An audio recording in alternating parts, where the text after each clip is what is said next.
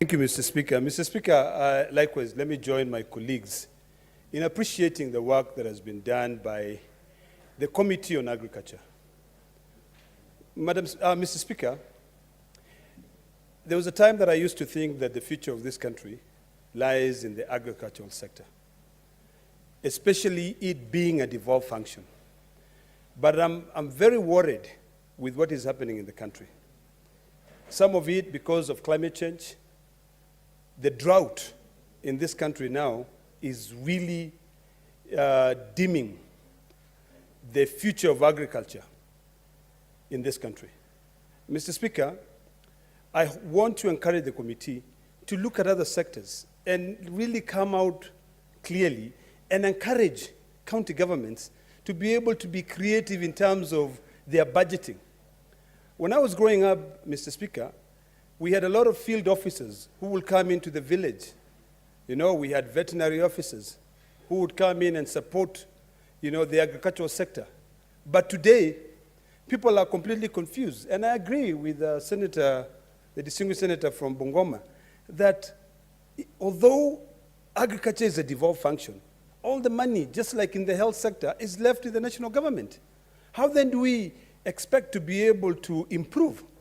Mr. Speaker, there is the issue of ADC. The other day, I was saying ADC has imported some bulls worth 10 million shillings to be able to improve on breeds. If I didn't know much, I would actually be clapping for them and saying, good job, congratulations, and now hopefully we can get good breeds in this country. But the truth of the matter, the poor people do not benefit from it. It's only a cartel of rich fellows. The bourgeoisies of this country are the ones who benefit. So, Mr. Speaker, I hope that the Committee on Agriculture would be able to go further. And now when they see such an interesting activity happening with ADC, to follow ADC and to be able to table quarterly reports in this House to show how those bulls ended up supporting the small economies. Mr. Speaker, I was expecting, and I hope that we will not only be focusing on pyrethrum, will not be focusing on the sugar sector. Because what I've heard here today is that we kill state corporations and then we look for money to be able to revive them. What if we support local farmers, we support the dairy sector? Mr. Speaker, in Europe, the dairy sector thrives. This county government now should be looking at adding more value to the dairy sector. Kenya Meat Commission was revived. Right now, the pastoralists are suffering when it comes to the issue of the drought. Their cows are dying. Why not come up with a program that will ensure that when there's a drought because of global warming, farmers can be assisted.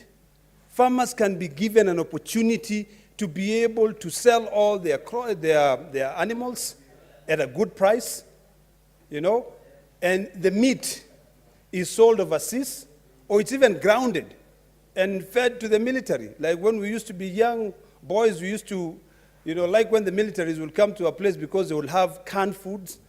Mr. Speaker, the agriculture sector is vibrant in this economy, and it can take this economy very far.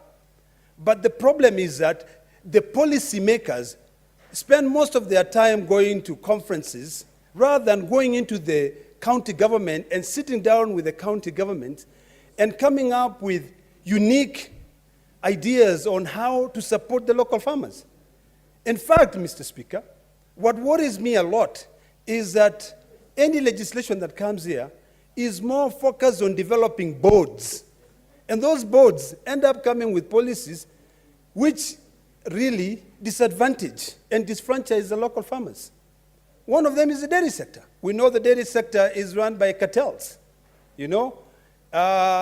Instead of having truckloads of vehicles moving from one county to another, ferrying milk, why not encourage those farmers in those areas to be able to have their own small mini plants to be able to add value? So, Mr. Speaker, as a Committee on Agriculture, think of getting into the second quarter, it would be good for them to carry out certain activities, independently. They can come out and say, we want to look at this. We want to examine how we can support. We don't just have to wait for statements to be brought here as committee, we are here to ensure that we support our farmers.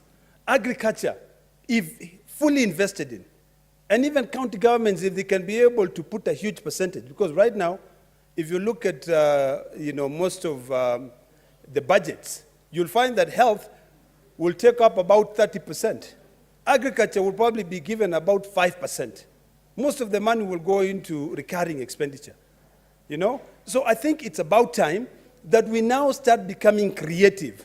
We look at each and every county so that we can become independent and we can also become self-sustainable.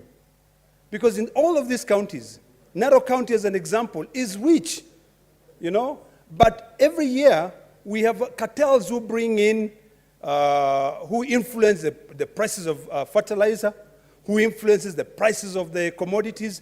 I think it behooves us now as senators, and particularly this Committee on Agriculture, to take some time to look at all these policies, to examine certain things which no longer fit in this environment, and come up with ideas, and also ensure that they align local governments' legislations and the national government legislation in terms of promoting agriculture. Mr. Speaker, I thank you, and I hope to see better results in the next quarter in terms of this committee.